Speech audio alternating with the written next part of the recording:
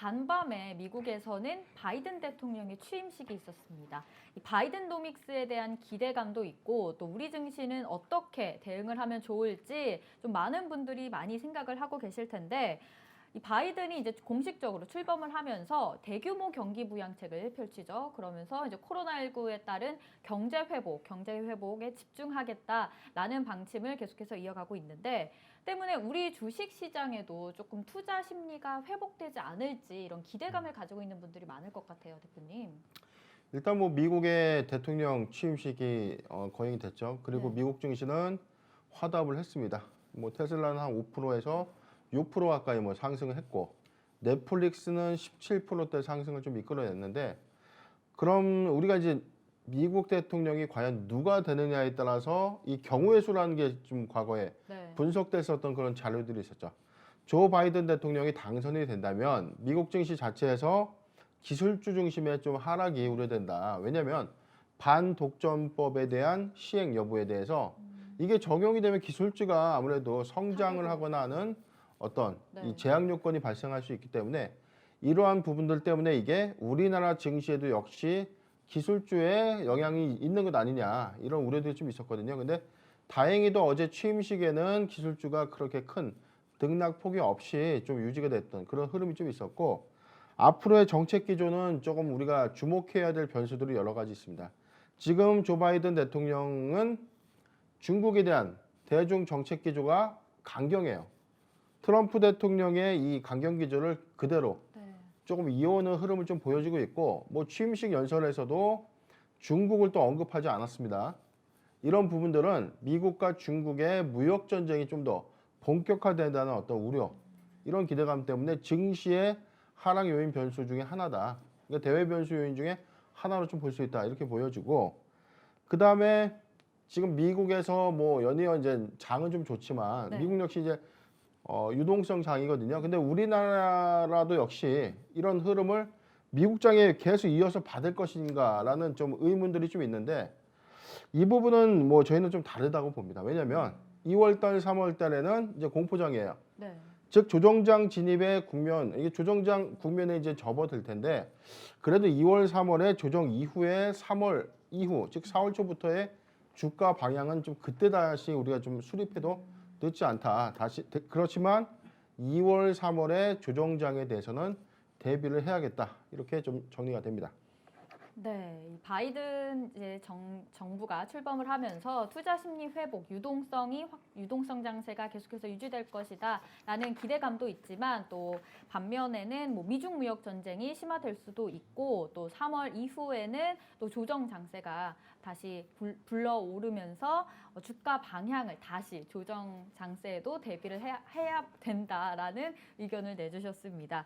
저희 지금 코스피 보시면은 개인과 외국인의 동반 매수세가 지금 들어오고 있어요. 큰 흐름은 아니지만 그래도 외국인이 지금 오랜만에 들어오고 있고 개인도 여전히 지금 매수세 흐름을 보여주고 있습니다. 그럼 오늘 주목해봐야 할 공시 바로 살펴보도록 할게요.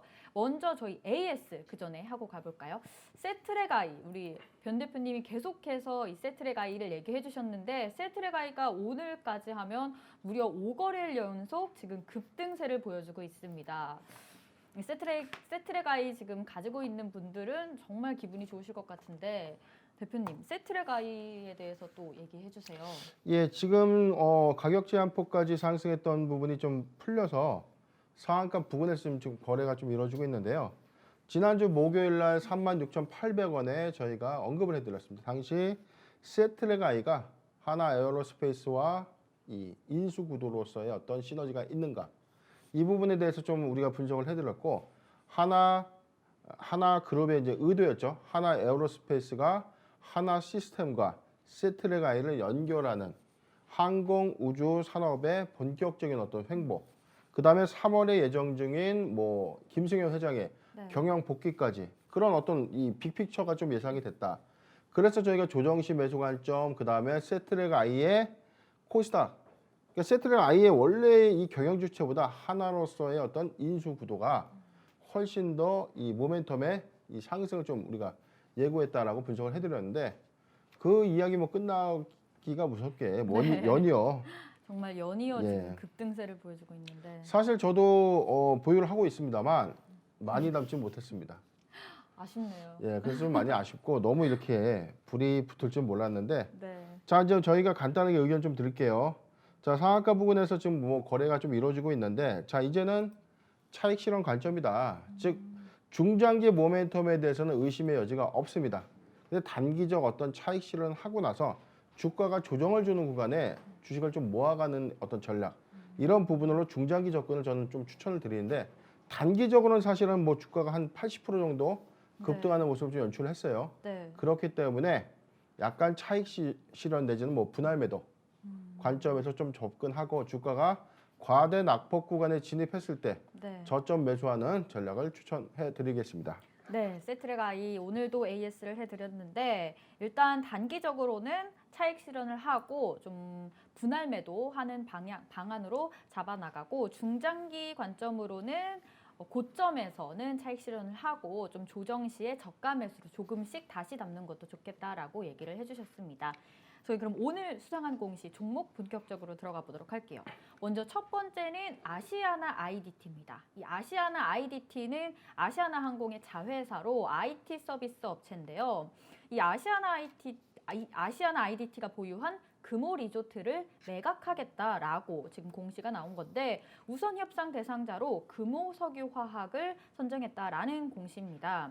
이 아시아나항공이 지금 자회사인 아시아나 IDT를 통해서 금호 리조트를 매각을 함으로써 유동성을 확보하겠다라는 차원인데 업계에서는 이 금호 리조트 매각으로 유동성이 한 2천억 원에서 4천억 원 가량의 유동성을 확보할 것이다라는 전망도 있어요. 네. 어떻게 보시나요, 대표님? 오늘 이 공시? 네, 지금 일단 뭐 아시아나 항공 그룹이 지금 뭐 거의 뭐 매각이 네. 기정사실화가 됐죠. 감자가 끝났고 지금 이 기업 결합 심사가 좀 남아 있습니다. 거의 뭐 마지막 단계인데요. 그러니까 대한항공에서는 이미 유상증자까지 지금 뭐 완료를 해놓은 상태에서 네. 인수는 기정사실화가 됐습니다. 그다음에 아시아나 IDT는 한진정보통신과 흡수합병에 대해서는 인수 이후에 좀 논의되는 그런 흐름도 예측이 좀 되고 있는데 지금 아시아나 그 그룹이 주채권단의 어떤 상한 이슈 때문에 지금 보유하고 있는 재산을 좀 정리하는 과정입니다. 즉 아시아나 항공을 매각하는 과정에서 파생되는 네. 지분 관계에 조금 이 정리를 하는 과정이었는데 지금 금호리조트는요 아시아나 항공 그룹이 갖고 있던 계열사였죠. 근데 아시아나 IDT가 지분을 이제 갖고 있는 회사입니다. 잠깐 공시 보도록 할게요. 네. 자, 바로 어제였습니다. 회사는 투자 판단 관련 주요 경영사항을 발표했는데요. 금호 리조트의 주식 매각 추진 관련 우선 협상 대상자, 즉 인수를 매각을 하기 위해서 매각 주체 먼저 1순위 기회를 주는 겁니다. 네. 우선 협상자를 선정했다. 자, 대상자는요. 금호 리조트가 발행한 414만 주에 대해서 1월 19일 날 최종 입찰 제안서를 접수받았는데 검토한 결과 가장 조건이 좋았다라고 해서 이제 선정을 했습니다.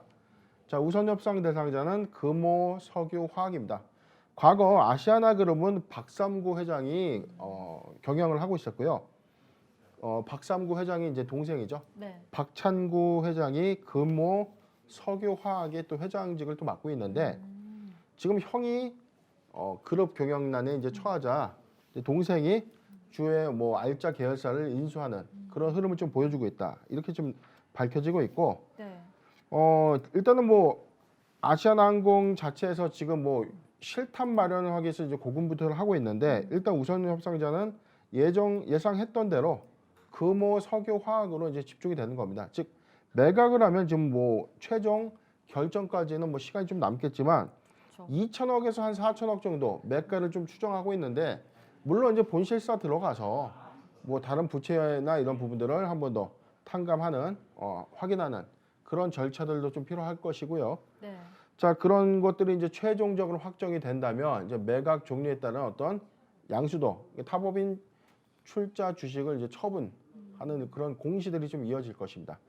그래서 지금 아시아나 그룹은 이제 이 한진 즉 대한항공 측에 이제 넘어가는 그런 어떤 흐름을 가지면서 주요 계열사들의 정리가 시작됐다는 점, 이는 아시아나그룹의 인수 마무리가 좀 더 본격화된 것이 아니냐라고 정리할 수 있는 사항입니다.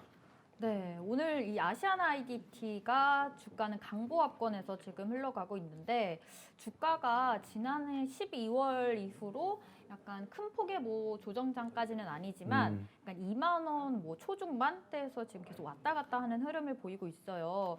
그러면 이 아시아나 IDT를 지금 보유하고 있는 투자자분들은 앞으로 어떻게 좀 관점을 가지고 나가는 일단 잠깐 아시아나 IDT 볼까요? 네. 잠시만 제가 좀 볼게요. 아시아나 일단은 아시아나 IDT는요. 네.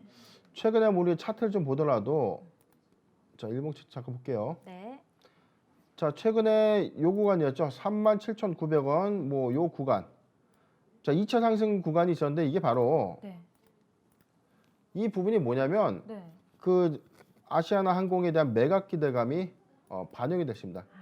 아시아나 IDT는요 유통 물량이 좀 상대적으로 좀 적습니다. 즉 주 최대 주주가 보유하고 있는 주식 수량이 많기 때문에 유통 주식 수가 좀 더 적다.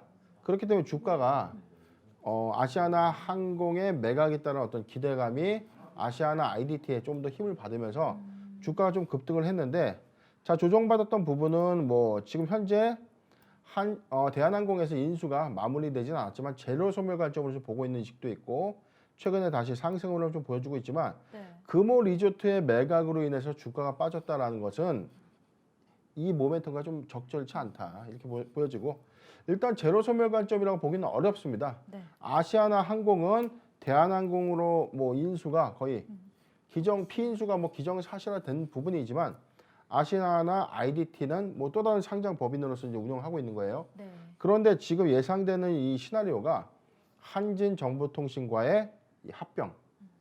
그렇게 된다면 지금 현재의 회사 기업 가치보다는 조금 더 큰 규모의 성장을 좀 예측할 수 있기 때문에 아시아나 IDT는 한진정보통신과의 이 합병 유무를 우리가 한 번 더 지켜볼 필요가 있다. 이런 관점 때문에 저는 뭐 지금 이 구간에서 지금 뭐 항공업 자체가 뭐 전반적으로 좋지 못하지만 네.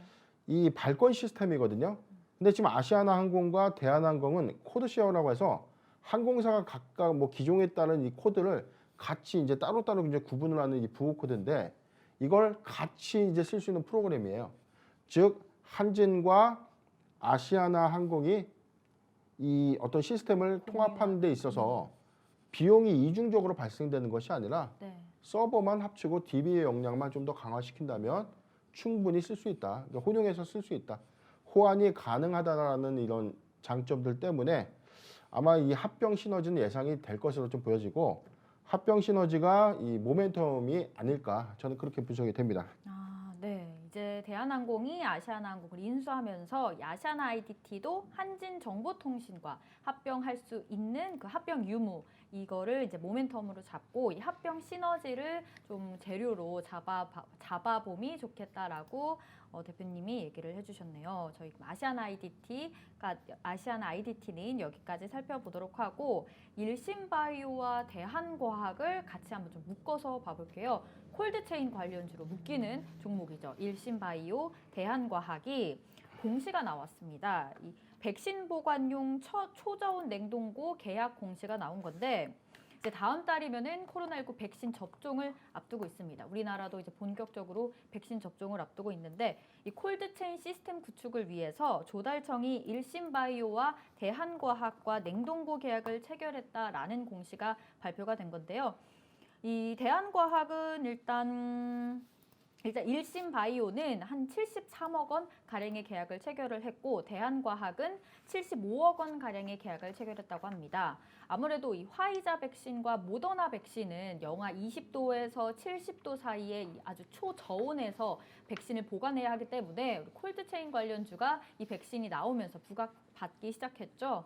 때문에 이 백신 보관을 위한 의도로 이러한 지금 일신바이오와 대한과학과 초저온 냉동고 계약을 체결한 게 아니냐라는 전망이 있는데 이 공급 계약 아무래도 이 주식을 가지고 있는 보유주 분들에게는 희소식이 아닐까요, 대표님? 그렇죠. 제가 항상 강조드렸던 부분입니다. 일단은 주가가 상승할 수 있는 요인은 기대감이거든요. 네. 주가는 어떤 사업을 진행함에 있어서 사업의 기대감으로 성장을 했다가 상승분이 반납되는 시점에서는 이게 이익 실현, 즉 제로 소멸도 있지만 차익 실현 관점의 주가가 이제 빠지는 거예요.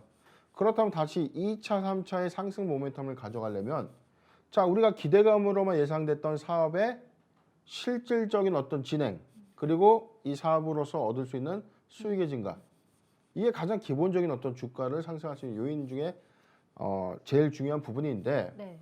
우리가 기대감만 갖고 있어요. 그동안 어떤 주가의 어떤 흐름들을 보면 기대감으로 상승을 하는데 그 이후에 내용들이 없습니다. 자, 실체가 주가는 없는 뭐뭐뭐 하겠다 해서 주가는 이미 올랐어요. 그리고 일부 상승분을 반납한 부분에서 계속 조정받고 있는데 이후에 다시 상승할 수 있는 여력이. 그 여력이 필요한데 실적도 없죠. 사업은 진행하겠다고 하는데 진행 사항은 전무하다는 거죠.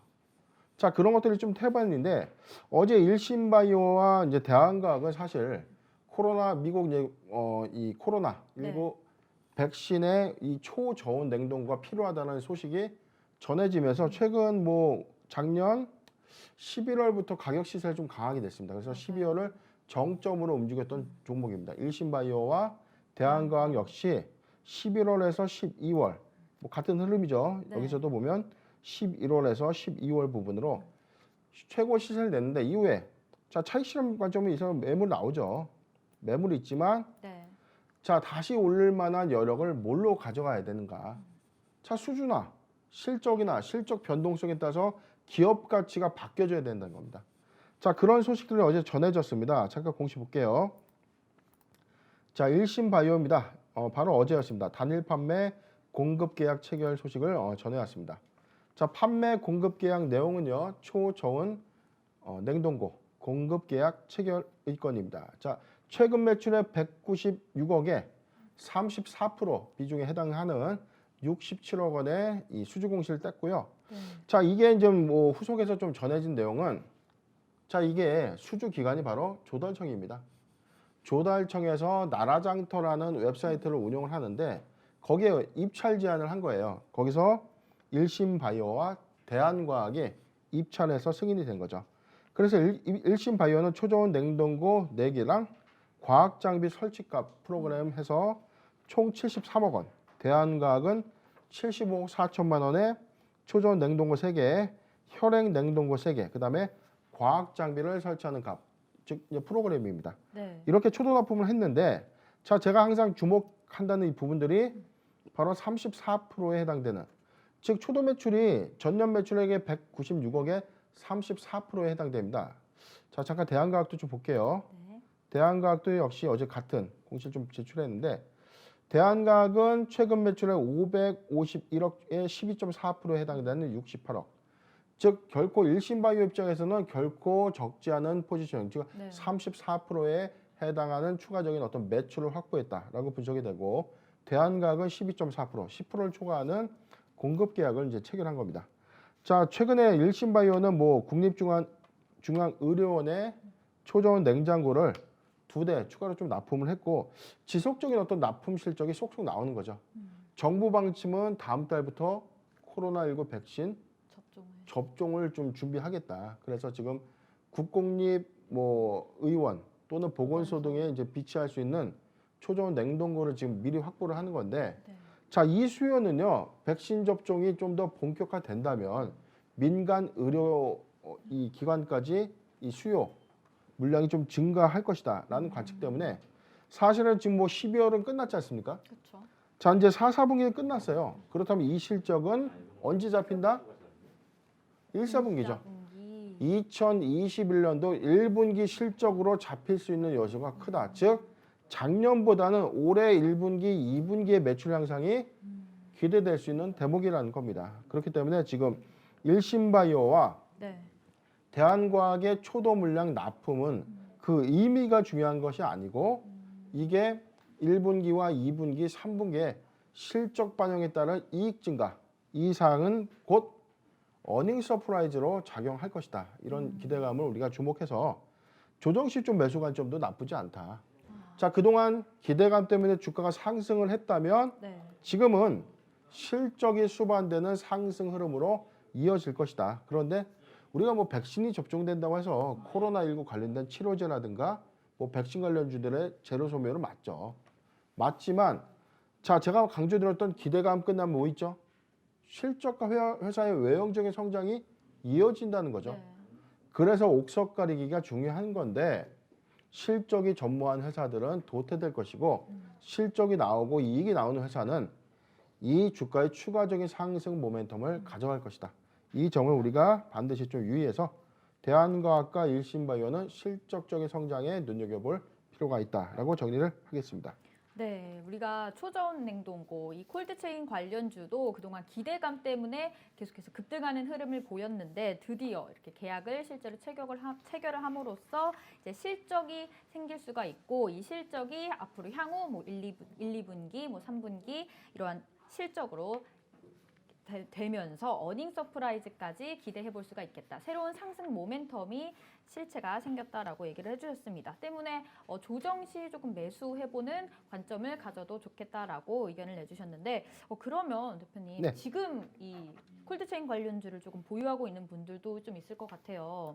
사실 뭐 지금 잠깐 일봉 차트 잠깐 보더라도 네, 주가가 12월 9일에 먼저 일신바이오부터 보도록 하죠. 네, 자, 12월 9일 아까 우리가 대한과학도 마찬가지로 12월 9일에 동일 시세를 냈어요. 자, 아이러니하게 12월 9일을 기점으로 두 개 콜드체인 관련 종목들이 흐름을 같이 가는 같이 신고가 분출을 했는데 자, 이유는 뭘까요? 이슈, 그렇죠. 초저온 냉동고가 필요하다. 왜? 화이트 백신이 임상시험이 통과되고 나서 전 세계적으로 백신 공급이 진행이 되면서 우리나라도 이제 구비의 수단이 된 거죠. 네, 자, 화이자와 모더나의 백신은요, 저온 냉동고와 냉장고가 필요한 겁니다. 즉, 백신을 보관할 수 있는 장치가 필요한 건데, 이게 우리가 지금 이 제품을 취급하는 회사가 바로 일신바이오와 대한과학 외에 몇 개 회사뿐이 없어요. 그렇죠. 이게 뭐 어떤 기술 집약적인 어떤 사업 부분은 아닌데, 사실은 대한과학은요, 네, 그 연구 기자재를 만드는 회사거든요. 그래서 사실은 저도 이제 바이오 회사에서 근무를 해봤지만 이 바이오 회사에서 세포를 초저온 냉동실에 이제 보관을 합니다. 세포의 어떤 증번식이나 세포의 어떤 오염 상태를 방지하기 위해서 급냉 장치에서 세포 보관을 하고 다시 실험용으로 배양을 할 때 또 사용을 하거든요. 그래서 실험용 냉동고는 보편화가 됐는데 백신이라는 게 우리 조금 보관하고 마는 게 아니잖아요. 그렇죠. 그래서 그 장치는 크진 않겠지만 많은 장치가 좀 필요할 것이다 라고 저는 예측이 되는 게 자, 우리가 전 국민들을 대상으로 만약에 접종을 한다면 지금 두 번만 맞아도 한 1억 정도, 맞네요. 1억 분. 1억 분 정도 이상 필요하지 않을까 싶은데요. 자, 그렇다면은 냉동고의 어떤 수요가 여기서 국한될 것인가? 자, 이제 앞으로는 이게 비축의 단계가 아니라 한번 비축해 놓으면 사용될 수 있는 어떤 연구 형태의 경로로 사용될 수 있기 때문에 지금 일신바이오와 대한과학이 상승분을 기대감으로 가져간 구간에서 지금 조정을 받고는 있지만 네. 추가적인 상승은 가능하다. 즉 실적적인 어떤 부분. 작년 상반기에 진단키트에 대한 어떤 기대감이 반영됐을 때 주가 연중 최고점을 찍었지만 이후에 다시 조정을 받았습니다. 네.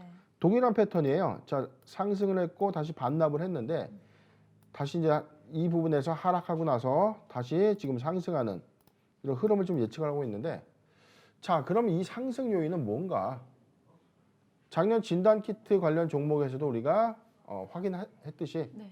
바로 실적, 깜짝 어닝 서프라이즈가 반영된다. 그러면 이제 올해 1분기에 예상치 못한 호실적이 나온다든가 그렇죠. 반기에 전년 매출액의 2배에 해당하는 뭐 그런 호실적이 나온다면 당연히 주가가 상승할 수밖에 없는 거죠.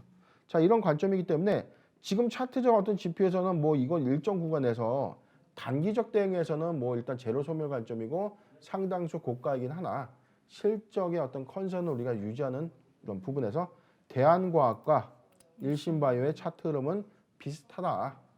이 관점을 좀 우리가 눈여겨보시고요. 급락 조정입니다. 그때는 우리가 좀 더 매수해서 뭐 한 중기, 올해 반기 실적까지는 조금 지켜봐야 되는 것 아니냐 이렇게 예상이 됩니다. 네.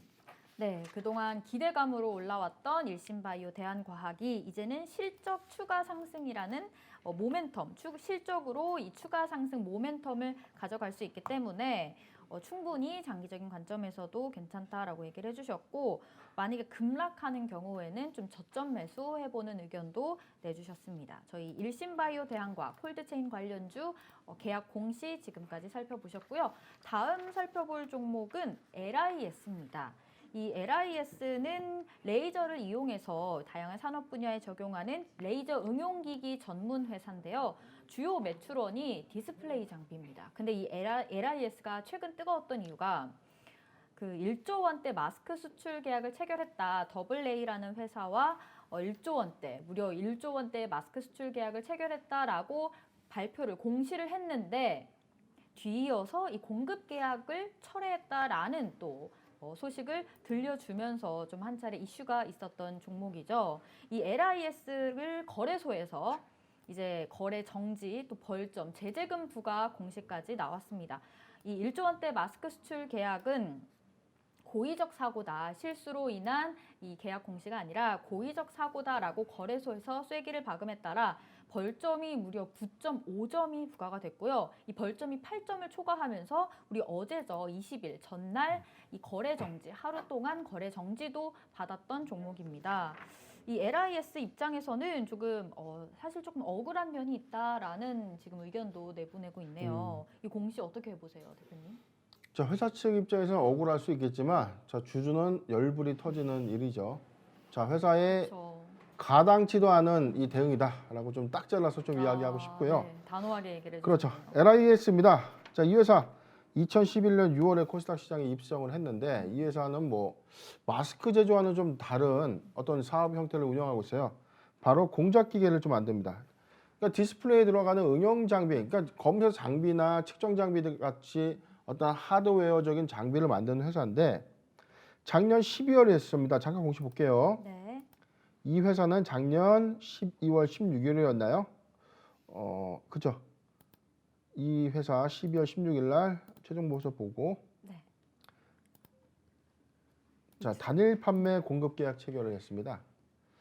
당시에 왜 우리가 좀 주목할 수밖에 없었냐면, 자, 최근 매출액의 와, 676%에 해당하는 막대한 정말 막대한 9,800 1조 네. 9,800 1,070억이네요. 네. 1조에 약간 미치지 못하지만 뭐 1조와 진배 없습니다. 네. 근데 이 회사 최근 매출액은 1,451억이었습니다. 근데 676%에 와. 이런 이 매출이 사실이라면 앵커님 같으면 어떻게 하시겠어요? 일단 그 계약을 체결하기 전에 정말 꼼꼼하게 살펴봐야 될 것 같아요. 아니 이거는 사실은 676%면 뭐 주식을 살 수밖에 없는 겁니다. 네, 제가 투자자라면 당연히 그렇죠. 죽죠. 왜 바로 그러냐면 죽어야죠. 자, 우리가 혼용할 수 있는 이 부분이 있죠. 자, 계약 상대방은 AA 그룹입니다. 자, 우리가 AA는 우리나라 우리가 네. 이제 복사용지 보면 거의 다 AA 제품이죠. 네. 자, 이제 글로벌 제지사인데요. AA와 이 마스크 KF94 상품 공급 계약을 체결했다. 이게 당시에 전해지기로도 너무 파격적인 뉴스였어요. 맞아요. 거의 1조 가까운 마스크를 AA에 납품하는 게 정말 사실이냐. 근데 이게 어떤 보도 자료도 아니었고 단일 판매 공급 계약 체결 소식으로 전해진 거죠. 자, 제가 공시 실무 관점에서 좀 정확하게 좀 설명을 드릴게요. 자, 1조 원대 매출 계약을 만약에 거래소에 우리가 제출을 했다면 한국거래소의 이 담당자들이 이 부분을 그냥 회사가 주는 자료만 보고 오케이 공시 승인을 했을까요? 살펴봤겠죠. 정말 디테일하게 봅니다. 자, 우리가 계약서 한 장에 도장 찍어 왔다고 우리 1조 계약 체결했습니다. 단일 판매 공급 계약 공시할게요 라고 이야기하면 거절당합니다. 자, 어떤 서류가 필요하냐면요. 계약서는 기본이에요. 그 다음에 수출입 부호 코드가 들어가 있는 PO, 즉 발주서와 인보이스 같은 무역 서식이 워낙 정확하게 구비가 되어 있어야 되고, 이게 우리가 조회를 해봤을 때 정말 이 계약 코드로, 즉 무역 준비를 위한 계약 코드로 등록되어 있는지 이 여부까지 정확하게 확인을 할 텐데, 공시를 이 승인하는 이 한국 거래소 자체에서 네. 이런 어떤 이 계약서만 졸속하게 파악한 게 아니라 디테일한 어떤 서류적인 관점까지 명확하게 검토를 하고 나서 승인을 했을 거라는 얘기입니다. 그런데도 이 근데 공시가 결국에는 허위 공시였던 거네요. 그렇죠. 그런데 갑자기 며칠이 지나지 않습니다. 16일 날 단일 판매 공급 계약을 체결하고 난 이후에 갑자기 12월 23일, 뭐 며칠이 채 지나지 않았습니다.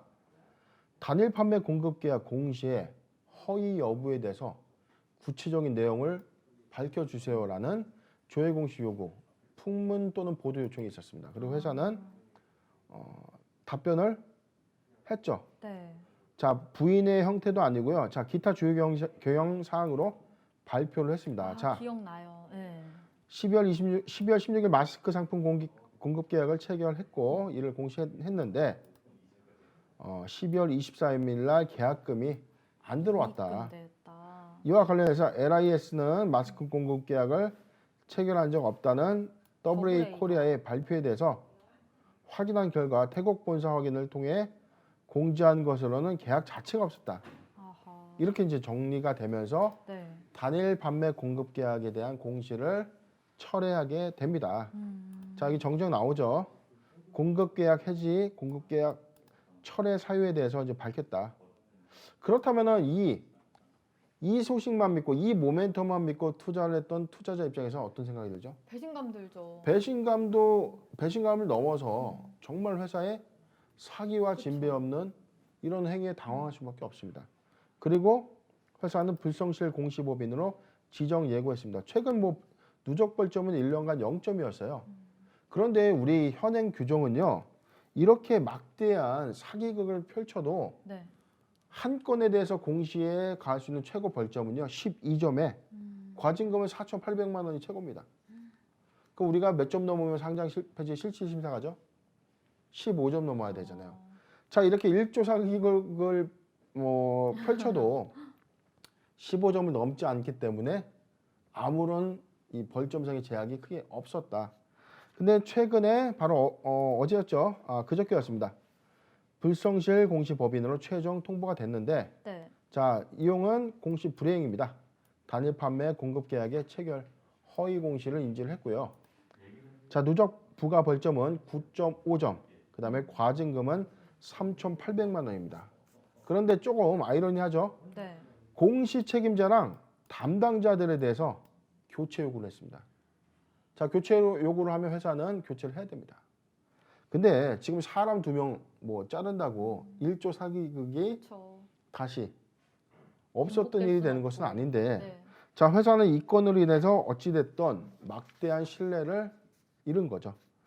지금 회사는 뭐 사적 공적인 친분이 없는 제3자와 계약을 하면서 자기네들도 사기를 당했다라고 표현을 하지만 네. 자, 상장법인의 어떤 이 사업을 검토하고 계약을 검토하는 위치에 있는 자들은 사업의 실체, 그다음에 계약의 진위성을 위해서 해당 회사와 WA 관계자 직접 만나서 조인 미팅도 했어야 되고요. 그렇죠. 서로 상호에 대한 어떤 컨디션을 명확하게 확인을 해야 되는 그런 의무가 있습니다. 이게 내부 통제에 대한 어떤 이 기준도 위반한 것이 아니냐라는 의혹이 저는 좀 들거든요.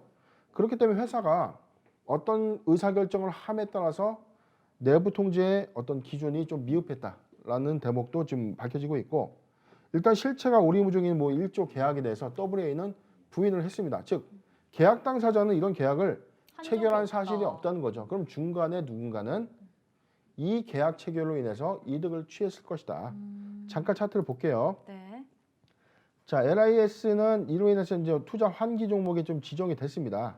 네. 그리고 일봉상 최고점은 뭐 2020년 기준으로 볼게요. 자, 최고가는 단연 12월 16일 날 13,550원을 기록했죠. 바로 이 구간이 급등을 했네요. 네. 바로 이 구간이 바로 WA와 1조 원 규모의 마스크 공급 계약을 체결했다라는 소식이 좀 전해졌는데 이후에 갑자기 차익 매물 와.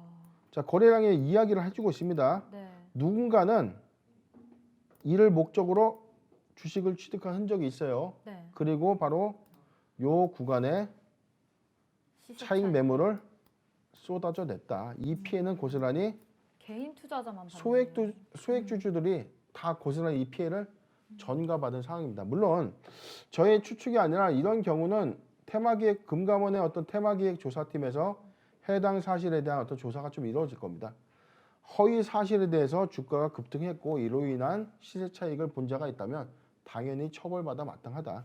자, 회사의 어떤 수급 동향은 지금 뭐 최저가, 일봉상 지금 최저가에 좀 머물러 있고 지금 일단은 뭐 거래 정지나 이런 이 실질 심사에 대한 부분은 피했지만 회사에 있던 이런 신뢰성, 네. 신뢰를 상실한 이런 부분들은 단기에 좀 회복하기가 좀 힘들 것이기 때문에 그렇죠. 보유자 관점에서는 최소한 8,000원까지 어떤 주가 상승을 좀 기대하는 것이 현재로서는 좀 어렵지 않겠는가. 아, 그렇다고 지금 막대한 뭐 단기에 지금 뭐 70% 이상 네. 가까운 손실을 초래했다고 해서 뭐 지금 뭐 주식을 뭐 쏟아붓는 것이 좀 어이가 없는데 이 회사의 어떤 재무 구조도 사실은 뭐 검토를 해봤습니다만 네.